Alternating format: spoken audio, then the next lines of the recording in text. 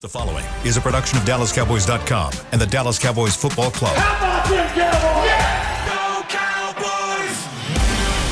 This is the Players Lounge, broadcasting live from Dallas Cowboys World Headquarters at the Star.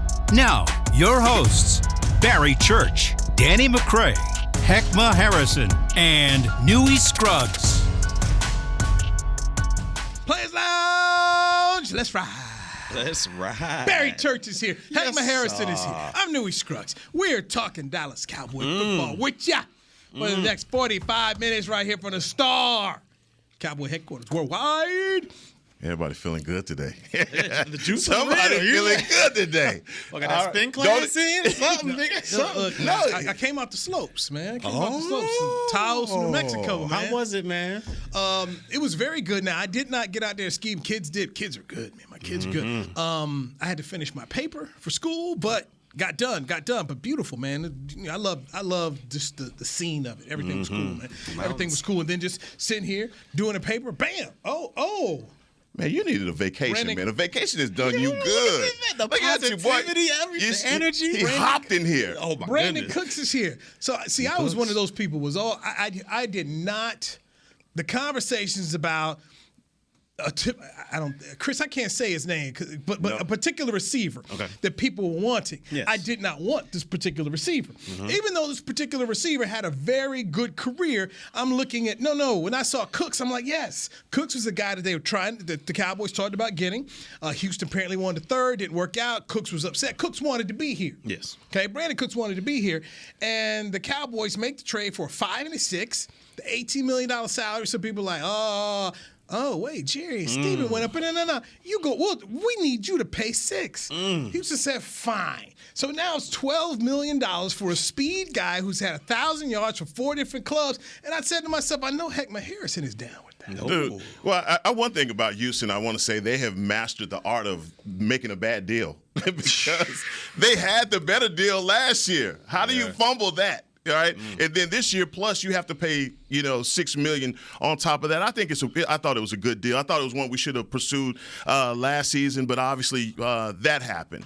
I think he's the kind of player for Dak, the speedy guy, the guy that can create a large zone for Dak to throw into.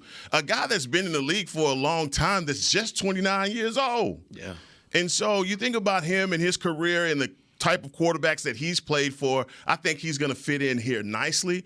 The great mystery is going to be because this is a revamped offense. If I'm thinking Kellen Moore's offense, then I'm thinking, okay, vertical, this, that. We don't know how Mike McCarthy is going to use him in a traditional West Coast offense that he's run. But I think Brandin Cooks was definitely the right decision. I think that there's still even more decisions that can be made in the wide receiver room. I don't know if they're done yet, and I'm talking about via the draft or free agency. Look, I think it was an extremely good acquisition to get Cooks because if you look at it, that trio of receivers right now, they have pretty much every box checked out there. You got the Mr. Do-It-All, Mr. Do-Everything in CeeDee Lamb. He can be that underneath guy. He can be that jet sweep. He can be that guy on third down clutch situations.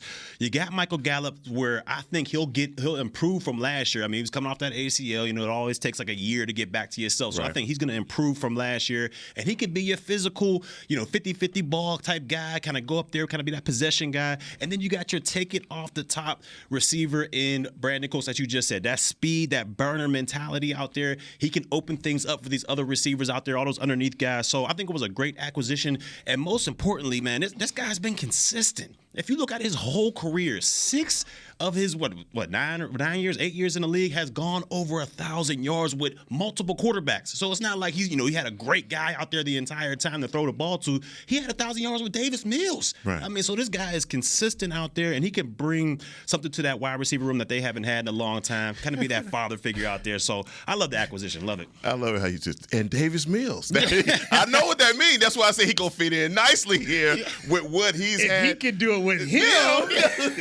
What can he do here? And then I take it a step further, BC. I look at it like this. What if Brandin Cooks just took the reps that Noah Brown got? Yeah. They did switch. It was, they did. One for one. But I'm saying, think about the Jacksonville game. All the games where when the chips were down, Noah Brown was getting those opportunities to come up big. CeeDee Lamb was not. You get a bona fide. We needed this. Yes. A playmaker, a guy that has a pedigree, a champion. I mean, you get all of that from. I love the acquisition, but again, I say the same thing. I don't think that they're done. The way that they jumped out there and made this one, I think there are plenty more that's on the horizon. Okay, so let me put this to you. I've been waiting to get it. You were safety in the league. You got Cooks, Lamb, Gallup. What are you doing? Man, as a safety, it makes it extremely hard because you're the last line of defense out there in the secondary, especially if you're like a Malik Hooker type guy who patrols the back end. You always gotta have to be on top of that speed receiver. You can't let anything get over your head. So you're gonna always be aware of where Brandin Cooks is gonna be at in the lineup. So if he's in the slot, all right, man, let me focus over here. That leaves those other guys, basically one-on-one out there. True. I mean, because if you do try to double team them, you're going to have to double them with a linebacker. And both of those wide receivers, Gallup and CeeDee Lamb, can run by a linebacker. So to me, it's going to put a bind on safeties out there, especially if they use Cooks as a vertical threat out there, because he has the speed to be able to burn by secondaries out there. So it puts safeties in a bind. You're going to have to put maybe even two safeties back deep. And we know what that does for the running game. It opens up the box for a Pollard, whoever else is going to be running the football out there. So it creates a dynamic offensively where you can put defenses in an extreme bind, and hopefully they can take advantage of that. And it lets your tight ends eat. Yes. Let your tight ends eat. And I think for Dak Prescott and his production that he had last season and seasons before, he's going to allow for the tight end to eat. And we have two very good young tight ends in the system. And just as you just stated, I mean, I feel the same way. The speed on the outside changes the middle of the field. Mm-hmm. And if we can play that chess match with defensive coordinators where they don't know who is the read for Dak Prescott. So, look, the one thing that I'm still looking at and still have some concerns is obviously in the running game. Yeah. Wait, we'll get to that. No, but I think what he was just saying about how Brandin Cooks and what he's stretching out, it opens it up for the running game. And there's my concern right there. Can we take advantage of it? So I'm thinking right now for you guys. Are you fine with your receiving core, or is there anything else you feel you need at that, just a wide receiver position? Go ahead. I still, man, look, last year, I go back to what CeeDee Lamb did last year. It took him maybe 5 or 6 games to warm up, and I think a lot of that had to do with the fact that Dak wasn't there. They didn't have much of a preseason to work with one another. And so I think it took them a long time to get started. I'm still wondering where Michael Gallup is and what's going to be Brandin Cooks' impact. I just believe that there are other playmakers still out there to be had. I think there may be playmakers in the draft still to be had. So I'm wondering what they're going to do. What they're going to do, because we ended the season saying Dak needs weapons. Yeah. Okay. It seems like that's what they're trying to do, is get him weapons. We got rid of some guys, but we definitely brought in someone, and I don't think that they're done. That's why I keep reiterating that, because we know what Dak needs. Yeah, I would love to have just a little bit more depth pieces out there. Nothing, spectacular, nothing, oh my goodness, grabbing headlines, but we need depth because, like you said, one injury away, and then we have, Semi Fehoko or Jalen Tolbert having to come in, and we all know, no disrespect to those guys, but we know they're not the player that can, take this offense to the next level. So I would like to have some depth pieces in there, just some more options for Dak Prescott to have out there and spread the football around. But again, those young tight ends could be that fourth option as well. So I would like more depth pieces, but like I said, this Cooks acquisition to me, I feel like it's a home run. Okay, so trying to be nice as I say this. No disrespect, but no disrespect, but disrespect. It was a rough year for Jalen Tolbert last year. It was. Yeah, buddy. And they tell you that the biggest growth a player has is from year 1 to year 2. Terrence Steele, a very good, Factual. Well, we saw him, they played a lot as a rookie. It was rough. Second year, man, they got the program, off season, lifted weights, took it serious, and bam. We see what he is now, a starting football player.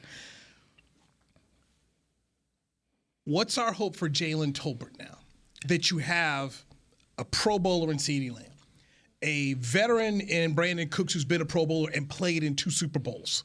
How can they grow this young man up? To me, he needs to focus more on the other aspects of the game. Because if you look at it, how did Noah Brown stick around so long? He was on special teams, making an impact out there. Okay. You're talking about a guy who's a top 100 pick, and he wasn't suiting up. Like you can't make the ball club on special teams. I mean, that's extremely difficult. And you're already talking about I can contribute to this wide receiver room. No, we need you to contribute to this team overall. And for him to be able to do that, I think he needs to step up and can become better as a special teams player to show his value to this team, and then start to work into the offense. But if you're not even playing special teams as a third round pick coming in, you're not even suiting up. That's not a good sign for me. That's not a good sign at all. I appreciate the Cowboys saying, "Look, this isn't working out. Let's make something else shake." Yeah. let's not stay enamored with a player that the production isn't there.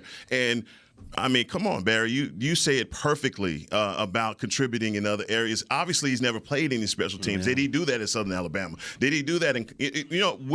As far as his development as a football player, I think he's always been on the latter end of a guy that maybe we placed too high of an expectation on him coming in out of the draft. Yeah. It's unfortunate, but he's going to have to battle this camp because I don't know if they, how do you keep all these guys, and especially if you have a guy that's not suiting up and a guy that can't contribute on special teams.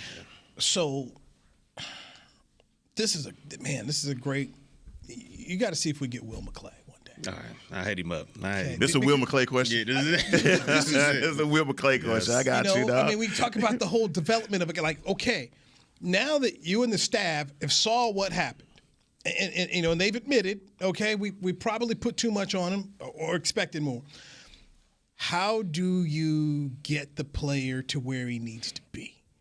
Because Jerry Rice's first year was not good in the National Football League. Not comparing him or trying to say he's going to be Jerry Rice.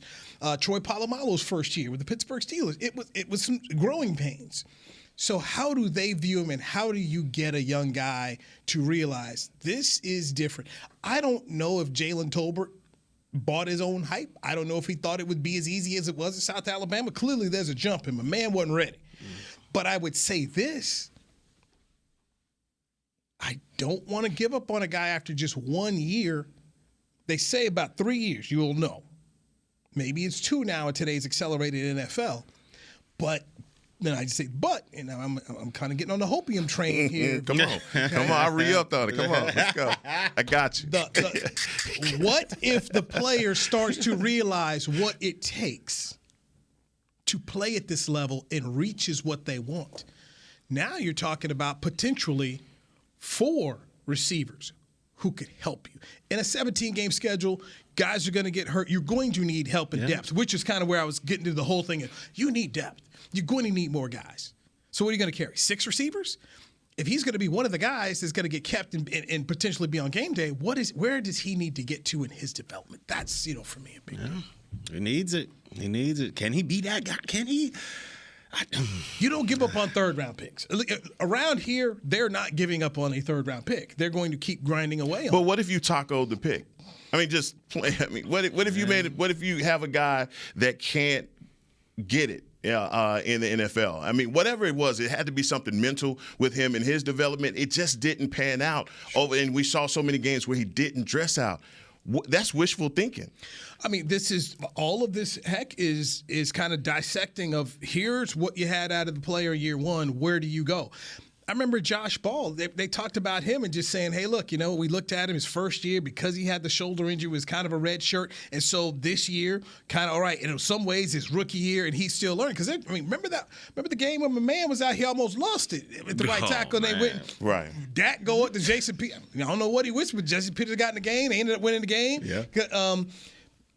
But McCarthy's very good about talking about how there is a development for guys. We look so many times we just want to look at a play. Boom, that guy's ready to go. Everybody ain't like that. No. Everybody ain't like that. Guys don't turn into Terrence Williamses overnight. I mean, we talk about development. More guys developing into the receivers that you need them to. You don't have a crystal ball on this thing, and we need the depth piece that you were talking about. And I'm thinking about guys like T.Y. Hilton that we bought in late in the season. That may be your option. I'm saying, like, I really appreciate the front office not saying, look, we're going to shoot this guy up and we're going to force it. We just got to be right on this guy. He didn't have it. At year one, and this is the critical juncture when they talk about the biggest growth you have to year one and year two. After year one, Terrence Steele was not a guy many of us were high on. No. And now we look at Terrence Steele, and I mean, first off, when I went to camp, he looked different. Okay, that second year when you saw him out in California, he looked different. He put in the work, and McCarthy spoke glowingly over and over about what he did to get himself better. Man.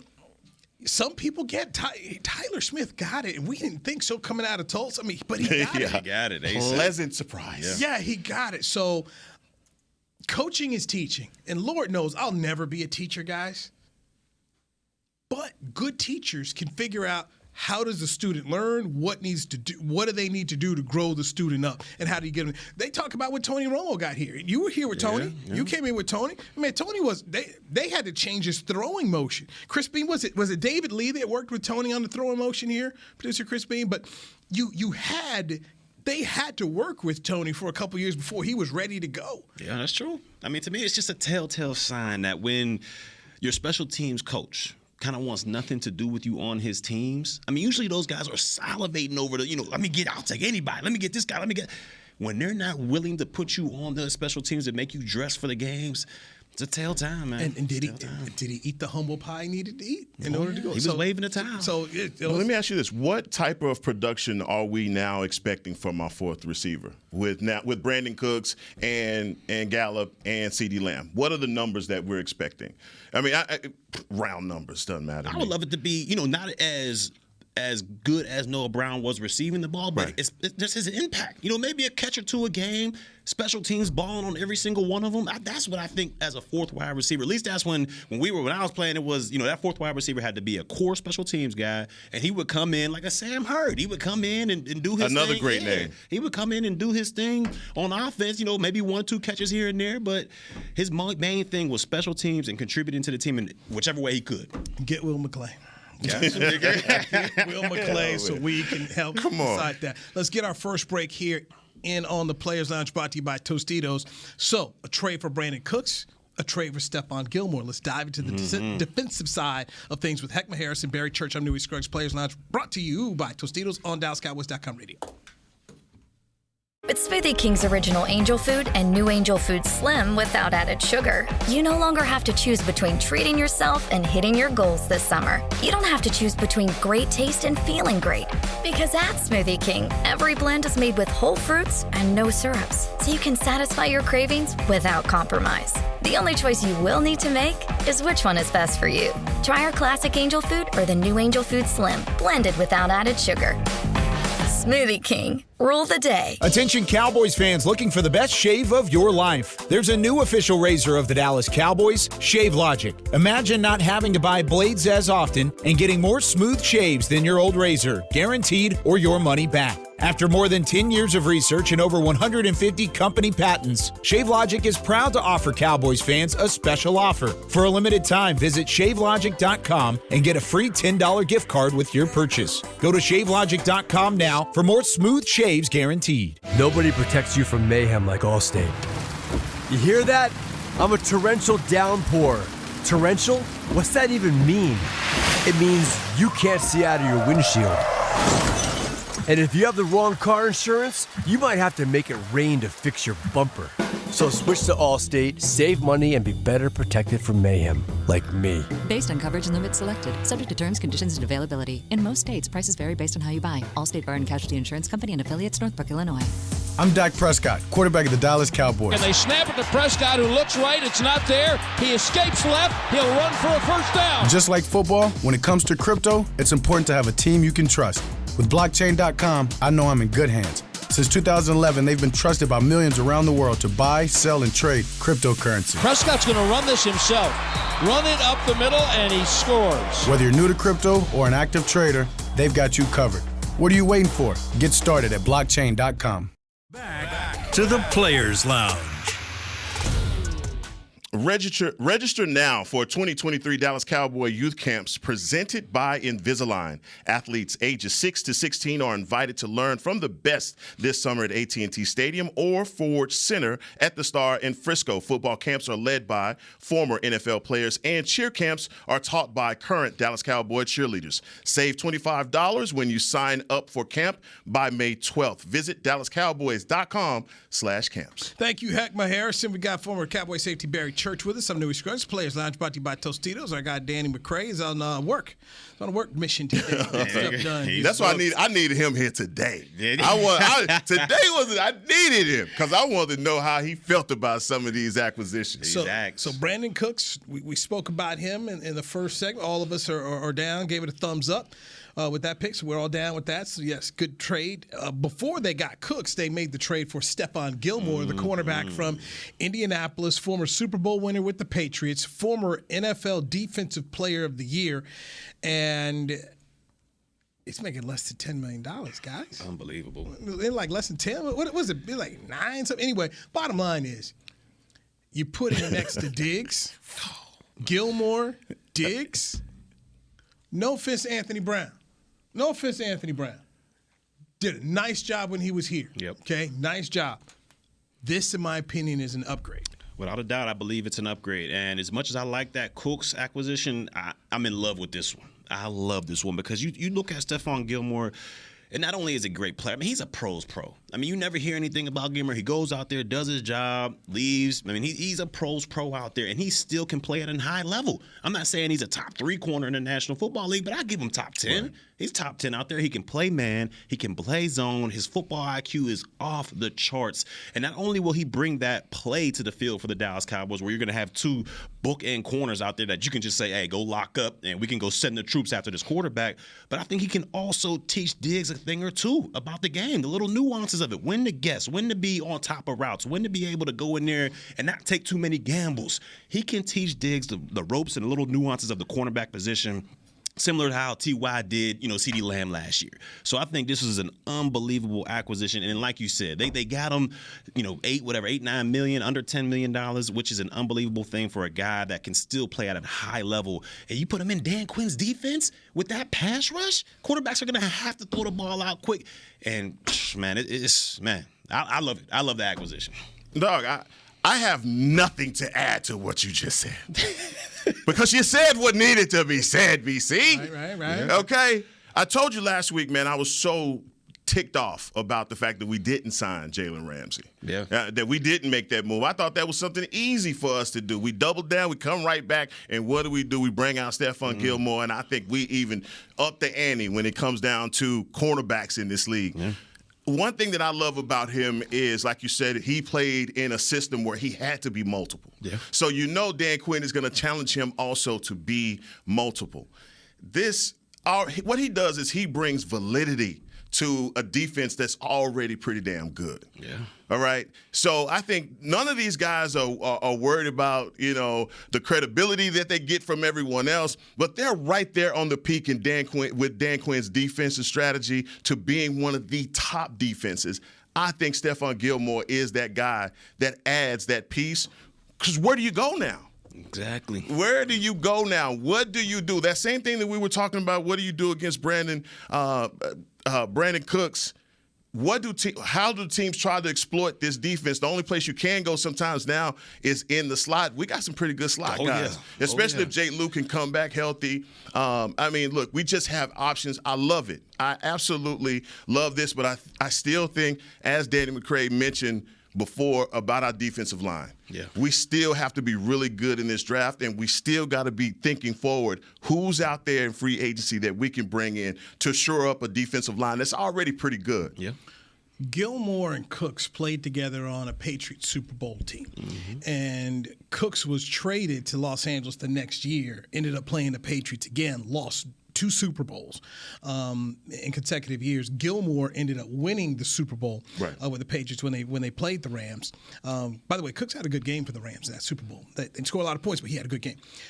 I say this to go back into a little bit of what you said before. You need some guys in that room who've played in that game, who know what it takes to get there. Gilmore's got a ring. And I do believe it's a whole different deal when you're talking to somebody like a Diggs. Hey, you want to be Defensive Player of the Year? Want to win a Super Bowl? These are the things you need to do. Brandin Cooks, to sit up here to talk to Lamb, and maybe he's a guy who ends up with Tolbert. Yeah. Hey, man, you want to get here? This is what it takes. Coaches can coach all day long. Barry, you've played. It's just a little bit something different when you see a peer who's reached the levels you'd like to get to. And without a doubt, that peer conversation, it's huge. I mean, as a young guy, the guy that kind of looked out for me and taught me the nuances of the game was Gerald Sensenbaugh. And, he's never been to the Super Bowl or those highs of levels, but he let me understand how the NFL game works. How tight ends like to release it. When they go this way, this is where they're going to pass the football. You got to be smart about it. He always taught me that, you may not be the fastest guy out there, because I wasn't. I was a 4.5, 4.6 guy. But if you use your IQ and you study tape and you show how these offenses come out in their formations and where they like to go with the football, then you can beat the quarterback to where he wants to go to it.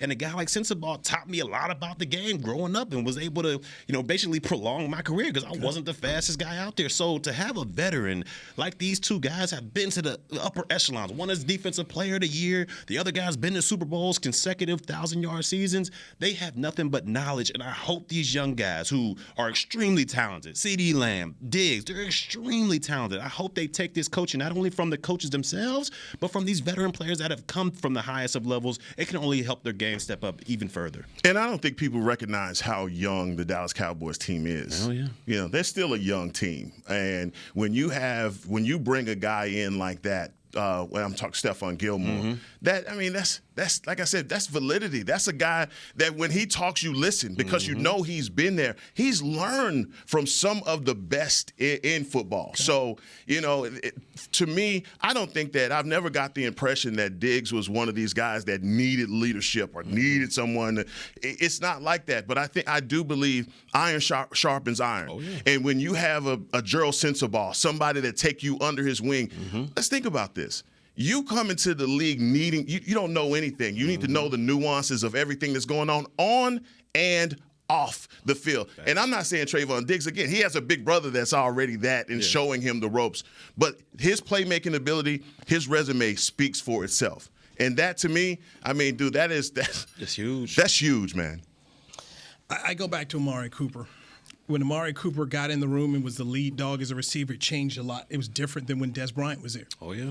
I am one of those people that believe leadership counts, and it's a small detail. When somebody else can say to you, come here, young fella, this is what needs to happen. Charles Haley was that kind of player. Right. Yep. When he came over from the San Francisco 49ers, he had 2 rings. I remember Super Bowl 52 when the punt gets blocked and the Cowboys are down in the game.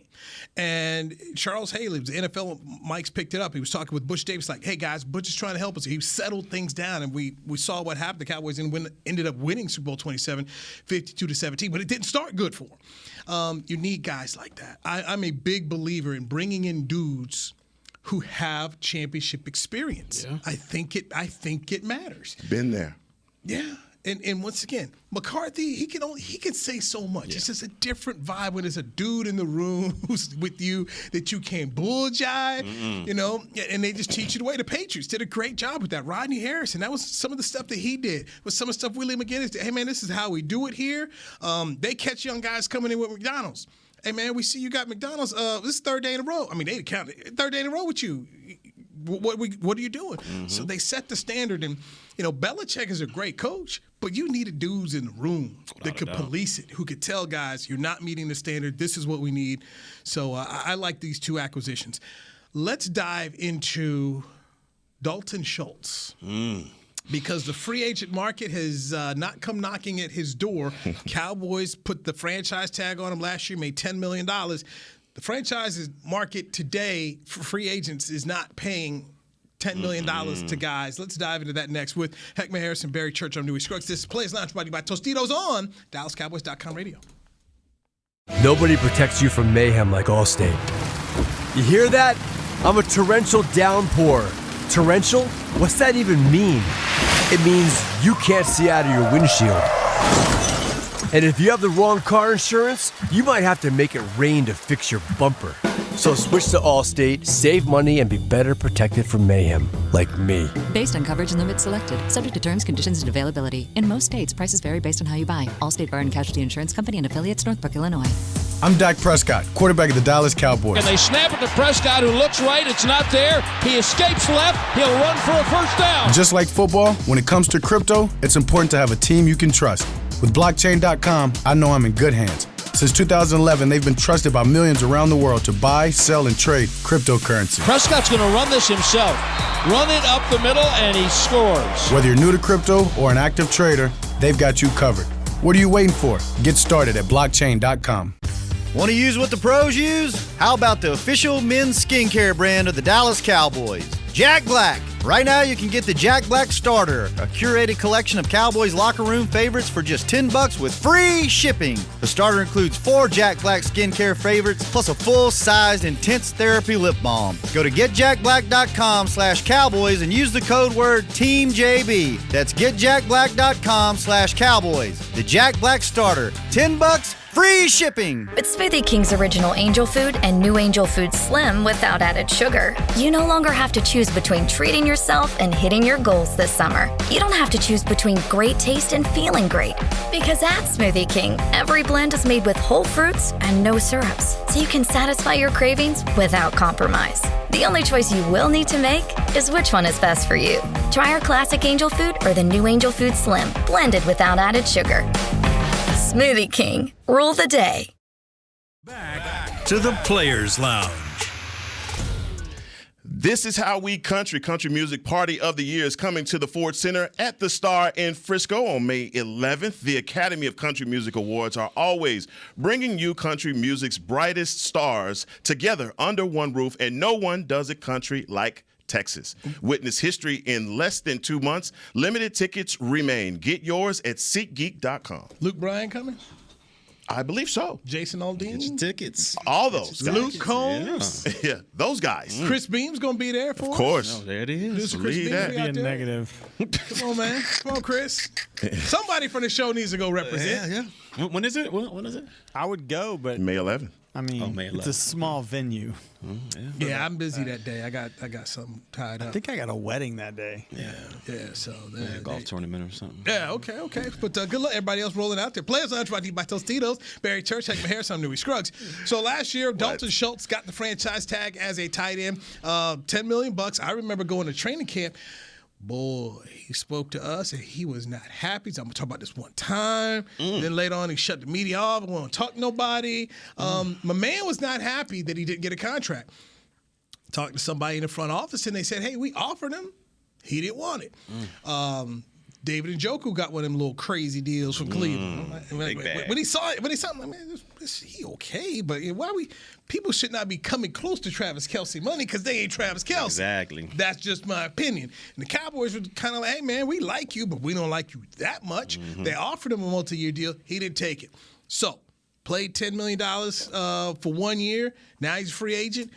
I've heard nothing. Not a thing. Nothing. Well, let's hear from the guy that didn't fumble the bag. I told y'all last week. It's bitter. Where we at? No, man, but sometimes these markets dry up. We talked about it, with the running back situation during the break and how, these deals aren't as high as we thought going into free agency. And Schultz, to me, and I've said this from the beginning, I think he's a good tight end out there. I just don't see him being as dynamic as a Kelce, a Kittle, and a Njoku, those type of guys that are garnering that type of money. Because when you look at it, yes, he's an amazing fit with Dak Prescott. He's his security blanket out there. He understands how to get open versus zones and all that great stuff. But when it comes to blocking, when it becomes to being a multiple tool type tight end out there, he's not really that. He struggles in the blocking game. If you split him out one-on-one versus a DB, I'm not so sure he can consistently beat man-to-man coverage out there. Yeah, he eats in zones. Yeah, he eats against linebackers, but I don't see him as being that dynamic of a player to garner a contract in the $10 million a year range. And I don't think the Cowboys see him as that, as well. So to me, he took a bet on himself. He took a gamble on himself. And, we'll see what happens, where he's going to sign. But as of right now, it looks like it dried up on him a little bit. Yeah, bet on itself and lost. Yes. And by the way, you have 2 rookies coming behind you that just flat out ball. And that hurt a lot. And also had special teams impact as well. Yeah. I don't know what the initial offer was from the Dallas Cowboys, but I would just guess that it's probably going to be what he ends up signing for anyway. Mm-hmm. In the market itself, I think guys like Gesicki from Miami, I think he went to the Patriots. He goes to the Patriots. I mean, comparable as far as tight end talent and the way that you use them. So I feel bad for Dalton Schultz because $4.5 million he got, and incentives in the contract. Gesicki. Again, not $10 million a year. And I think what happens in football is guys say, okay, I'm next up to sign, and they start using the market value of the top guys. You're not that, so you can't use that. Yeah. So you don't ever confuse him with the Kittle and Kelsey's of the league. But as far as his importance in this offense, I think Dak tried to get his best out of him. I wish him nothing but well. I don't know what the future is, though, for him, right? Because the scary part about Dalton Schultz is I haven't heard his name at all. So first off, that tells you what the market is. And add this to it, guys. They're talking about this being a deep class for tight ends in the draft. Yeah. So you're not having to pay that kind of money to get in that type of player. And so for Schultz, does he come back the way Leighton Vander Esch did that 2 years ago, where you talking about 1 year, $5 million, but I don't even know if you got to pay him $5 million. That's what I'm saying. I don't even know if you got to pay him $5 million. I mean, 3.5 with some incentive. I mean, if you're the Cowboys, you're in a good position. Then if he was mad at $10 million, you really want him up in the building, mad, making half that? He ain't talking to nobody. He ain't talking to nobody. Hot. Knew he going to. What you think? Wish knew he would. We did after play. I ain't talking. I'm not talking. Okay, all right. He want to talk out the playoff laws. Okay, fine. But you've got Jake Ferguson. You got Pendershot. You may be able to go in the draft and say, okay, let us go find someone who's more of a blocking type tight end. Yeah. I got 2 pass catchers. Let me go find that guy who's more of a blocker. Then we can work with him on his hands. The Cowboys, in my opinion, you guys tell me if you're wrong, this is a position they have mastered in taking in the draft. Yeah. You go back to Jason Witten.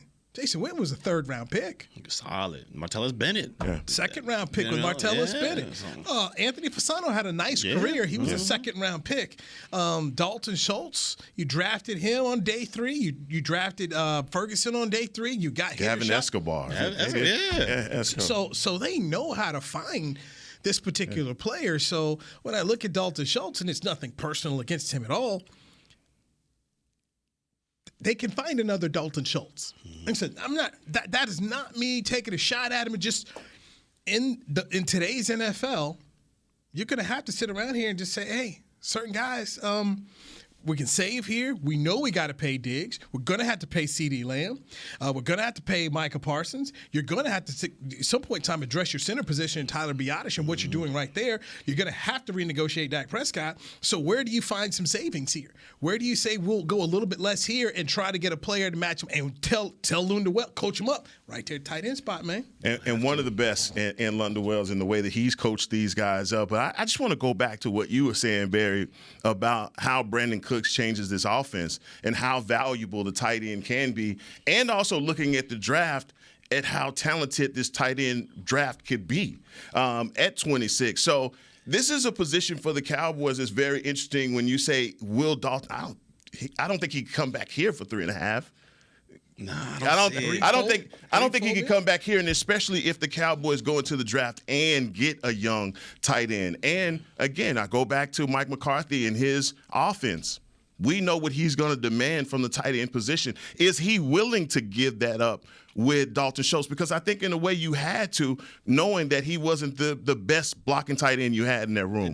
McCarthy talked about it. We want to run the football. We want to become a team that's dominant in the trenches.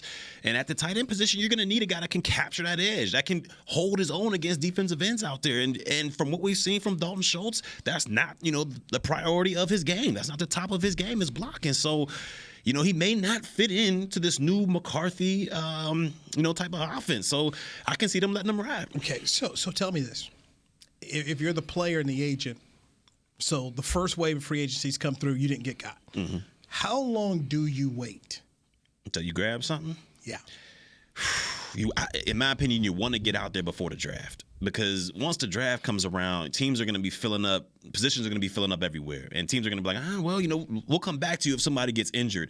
And you don't want to be waiting all off season, and then once camp comes around, somebody gets hurt and you get thrown into the fire. You got to pick up that whole new offense. You got it right before the season starts. So to me, you want to at least be able to get in there before OTA starts, so you can get a rapport with the quarterback, you can get a rapport with the team, understand their offense, and before all these spots get taken up by the draft. Man, that's a pickle. Yeah, he's in a tough spot. No, right that's now. a pickle, and I'm thinking about the respect for Dalton Schultz in his game. Come on now, he's not the guy that just Dalton Schultz going to be out of the league. You know, that's not going to happen.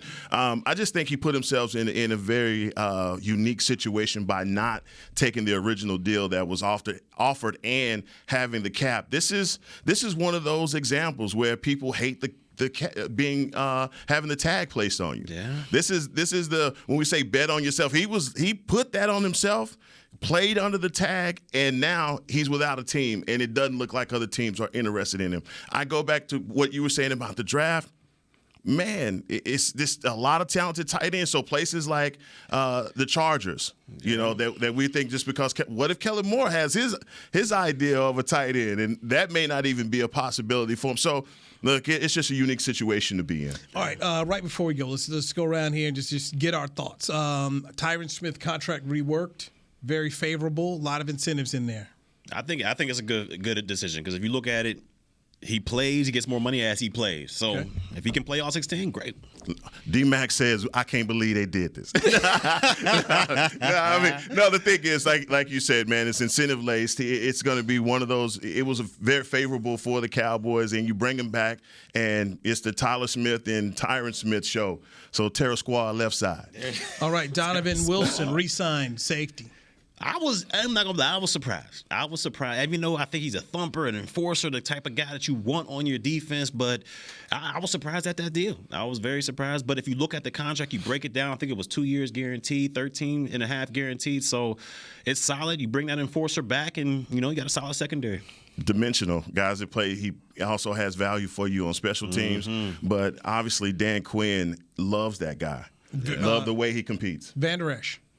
That's another one that surprised me. I thought he would have a bigger market than he had out there. The Cowboys got him back on another friendly deal. I think it's 5 a year, 2 years, 11 overall. So look, I think it's a great place to have him. He's one of those leaders of the defense, big, tall guy in the middle of the field. So yeah, I like it. Quarterback Cooper Rush.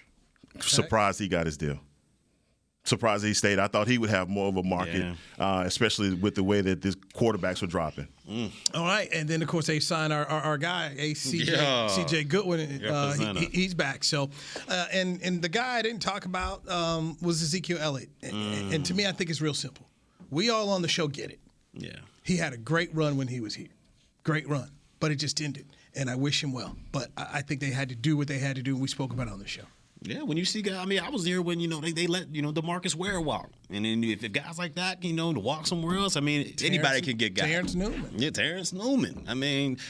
It happens, man, and I'm sure he'll bounce back and land on his feet somewhere and, hopefully continue to have a positive impact on another team. Yeah, that's the sucky part about business, right? Yeah. It's a personal decision that ends up having to be a business decision. Yeah. You know how much the front office and the family loves Ezekiel Elliott, and nothing but respect to him and everything that he's done. All right, that is the Players Lounge. Heckma Harrison, Barry Church, I'm Newey Scruggs, Danny McCray will join us next week. For Chris Beam and everybody makes it happen right here, DallasCowboys.com radio. Appreciate you. Talk to you next Monday.